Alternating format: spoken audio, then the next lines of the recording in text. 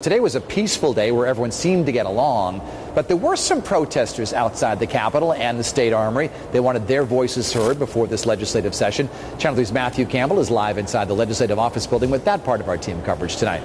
Matthew, there were a few noisy people out there today.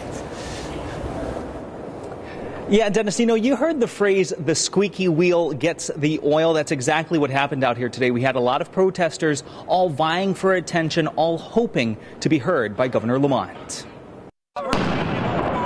Even before the cannons blasted, groups were camped out for hours on the corner of Capitol Ave, waiting for the first glimpse of Governor Ned Lamont.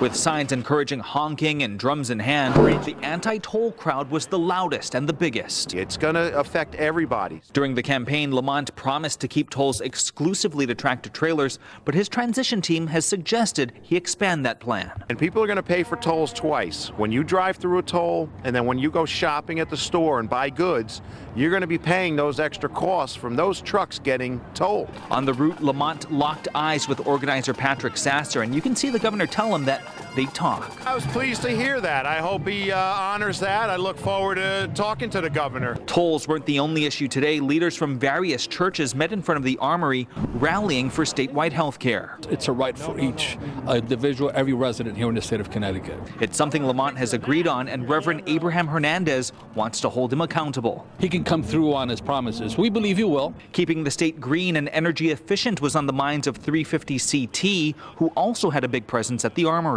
Encourage solar and wind energy to be a greater portion of our electrical system.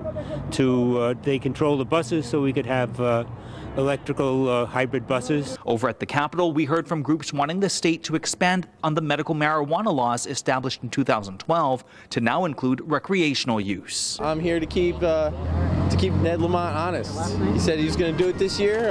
We're just here to put the pressure on.